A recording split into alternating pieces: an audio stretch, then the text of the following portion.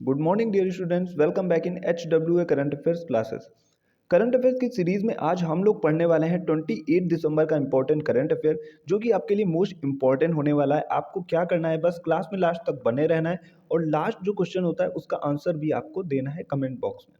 तो बिना किसी टाइम वेस्ट के शुरू करते हैं आज की अपनी मोस्ट इंपॉर्टेंट क्लास 28 दिसंबर करंट अफेयर। पहला क्वेश्चन आपके सामने है, हाल ही में वनडे मैच में 2 बार 6 विकेट लेने वाली पहली भारतीय महिला कौन बनी है? याद रखिएगा, वनडे में 2 बार 6 विकेट लेने वाली तो ये बनी है दीप्ति शर्मा। और अभी चर्चा में रहा था स्मृति मंधाना जी का नाम, जो कि वनडे मैच में एक कैलेंडर ईयर में 4 शतक लगाने वाली पहली भारतीय महिला क्रिकेटर बन चुकी हैं।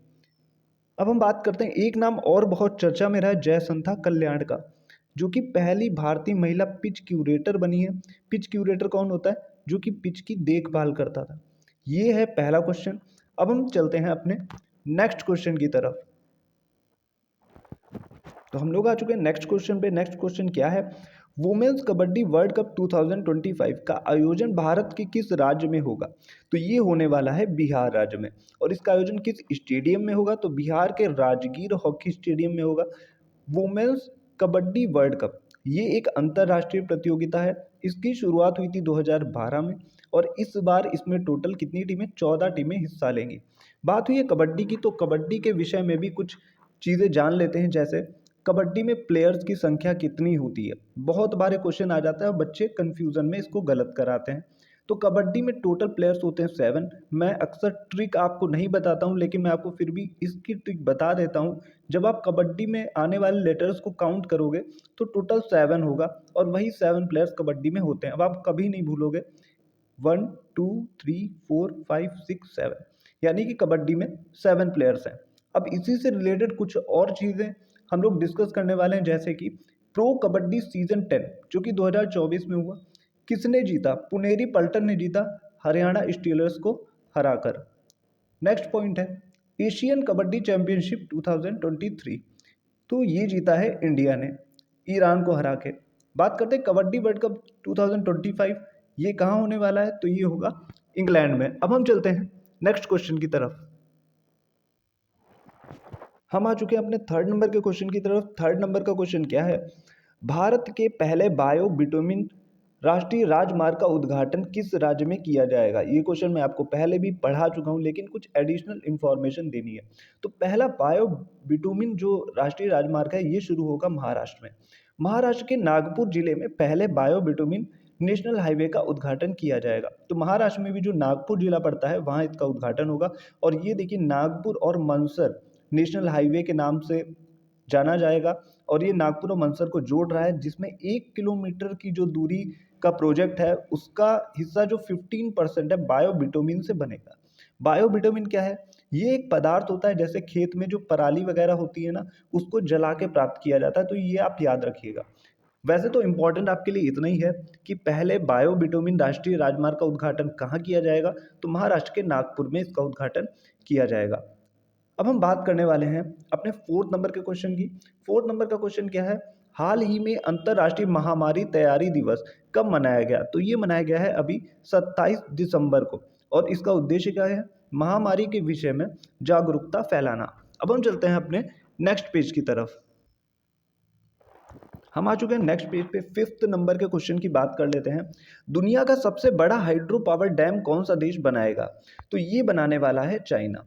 चाइना में देखिए एक शहर है तिब्बत। तिब्बत में जो यारलुंग जांगबो, और इसी नदी को त्सांगपो नदी भी कहते हैं, जो भारत में ब्रह्मपुत्र नदी के नाम से जानी जाती है। अक्सर देखिए क्वेश्चन ये भी पूछा जाता है कि जो ब्रह्मपुत्र नदी है उसको चीन में किस नाम से पुकारते हैं? तो ये इसी नदी पर बनने वाला है और इस परियोजना से लगभग 300 बिलियन किलोवाट पर आवर की बिजली जनरेट होगी, यानी कि बिजली उत्पन्न होगी, जो कि सबसे ज़्यादा है।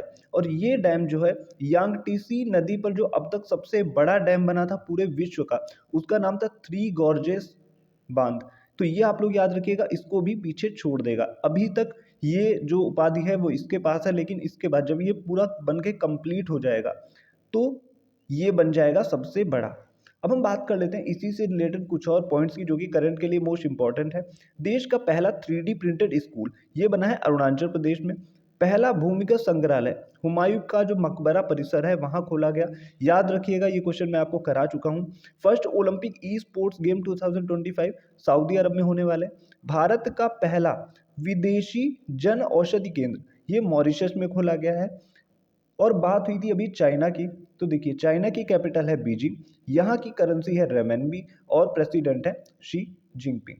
अब हम चलते हैं नेक्स्ट नंबर के क्वेश्चन की तरफ। नेक्स्ट क्वेश्चन है हमारा क्वेश्चन नंबर 6। हाल ही में राष्ट्रपति द्रौपदी मुर्मू ने कितने बच्चों को पीएम राष्ट्रीय बाल पुरस्कार 2025 से सम्मानित किया है? तो इसमें देखिए 17 बच्चों को सम्मानित किया गया है, जिसमें टोटल 10 लड़कियां हैं और 7 लड़के हैं। और ये जो पुरस्कार है केंद्रीय महिला एवं बाल विकास मंत्रालय द्वारा दिया गया है, और जिसकी मंत्री हैं अन्नपूर्णा देवी, ये भी आप लोग याद रखिएगा। और ये क्यों दिया जाता है, किन बच्चों को दिया जाता है? जिन बच्चों में असाधारण योग्यता एवं क्षमताएं होती हैं उसके लिए इन्हें ये पुरस्कार दिया जाता है। पुरस्कार की राशि की बात करें तो 1 लाख रुपए बच्चों को दिए जाते हैं, और ये बच्चों के लिए हाईएस्ट सिविलियन ऑनर अवार्ड भी है भारत का। बात करते हैं इसकी शुरुआत की, तो शुरुआत हुई थी 1996 में, और ये हर वर्ष 26 जनवरी यानी कि गणतंत्र दिवस के अवसर पर दिए जाते हैं, परंतु इस बार 26 दिसंबर जो कि वीर बाल दिवस के रूप में मनाया गया, इसके उपलक्ष्य में हमारी जो राष्ट्रपति द्रौपदी मुर्मू जी हैं उन्होंने ये पुरस्कार प्रदान किए हैं। तो आई होप आपको ये चीज़ें क्लियर हो गई होंगी। अब हम चलते हैं अगले क्वेश्चन की तरफ। अगला क्वेश्चन है हमारा क्वेश्चन नंबर 7। हाल ही में किलौआ ज्वालामुखी में विस्फोट हुआ, ये किस देश में स्थित है? तो ये स्थित है यूएसए में, ये आप लोग याद रखिएगा। और इसी से रिलेटेड कुछ और पॉइंट्स हैं जो कि एग्जाम में बहुत बार आ चुके हैं, जैसे कि ऐसा महाद्वीप जहां एक भी ज्वालामुखी नहीं है, सभी को पता होगा, ऑस्ट्रेलिया। भूमध्य सागर का प्रकाश स्तंभ किसे कहते हैं? स्ट्राम्बोली ज्वालामुखी को, जो कि इटली में है। रिंग ऑफ फायर कहाँ स्थित है? प्रशांत महासागर में। पृथ्वी का सुरक्षा वॉल्व किसे कहते हैं? ज्वालामुखी को कहते हैं। ये क्वेश्चन कहीं ना कहीं एग्जाम में आ चुके हैं, और जो बच्चे लास्ट तक क्लास देख रहे हैं उनको आने वाले एग्जाम में इसका फायदा जरूर होगा। अब हम चलते हैं नेक्स्ट पेज की तरफ। तो हम लोग आ चुके हैं नेक्स्ट पेज पे, जो कि 8वें नंबर का क्वेश्चन है। अभी किसने सुपोषित ग्राम पंचायत अभियान शुरू किया है? तो ये शुरू किया है अपने प्रधानमंत्री जो नरेंद्र मोदी जी हैं, इन्होंने शुरू किया है। कब शुरू किया? 26 दिसंबर को शुरू किया है। इसका उद्देश्य क्या है? ग्रामीण क्षेत्रों में पोषण और स्वास्थ्य में सुधार करना। अब हम बात करते हैं 9th नंबर के क्वेश्चन की तरफ, जो कि मोस्ट इंपॉर्टेंट क्वेश्चन है, आपको आने वाले एग्जाम्स में देखने को मिल सकता है। हाल ही में रक्षा मंत्रालय ने किस कंपनी के साथ K9 वज्र टी स्वचालित ट्रैक्ड तोप खाने हेतु समझौता किया है? तो ये एक L&T कंपनी है, लॉर्सन एंड टुब्रो, जिसने राम मंदिर का निर्माण किया है। और लॉर्सन एंड टुब्रो की बात करें तो देखिए इसकी स्थापना हुई थी 1946 में। हेडक्वार्टर है मुंबई में, इसके हेड हैं S.N. सुब्रमण्यम। अब बात करते हैं K9 वज्र तोपें, जिसके लिए समझौता हुआ है L&T से, भारत के रक्षा मंत्रालय का। रक्षा मंत्री कौन है? राजनाथ सिंह है, ये आप लोग याद रखिएगा। इनकी क्षमता क्या है? इन तोपों की क्षमता क्या है? क्योंकि ये आधुनिक तोपें हैं, इनकी क्षमता है 28 से 38 किलोमीटर तक। सटीकता एवं उच्च मारक क्षमता इनका जो है एक क्वालिटी है। बात करते हैं कुल लागत की, डील कितने में हुई है? तो ये हुई है 7,668.70 करोड़ में कुल ये डील हुई है। अब हम बात करने वाले हैं 10th नंबर के क्वेश्चन की, जो कि आज का लास्ट क्वेश्चन है। हाल ही में किस देश के क्वींस एंड कॉवेंट्री विश्वविद्यालय को गुजरात में परिसर स्थापित करने की मंजूरी मिली है? तो ये ब्रिटेन की 2 यूनिवर्सिटी हैं, क्वींस यूनिवर्सिटी एंड कॉन्वेंट्री यूनिवर्सिटी। तो देखिए ये भारत में अपना परिसर स्थापित करेगी, कहाँ? गिफ्ट सिटी जो कि गुजरात में पड़ती है, वहाँ ये अपना परिसर स्थापित करेंगी। अब हम बात करने वाले हैं कि पहली यूनिवर्सिटी ऐसी कौन सी थी जो विदेशी थी और उसने भारत में अपना परिसर स्थापित किया? तो ये थी डिकॉन यूनिवर्सिटी, जो कि ऑस्ट्रेलिया की थी, और इसने भी अपना परिसर गिफ्ट सिटी गुजरात में ही स्थापित किया।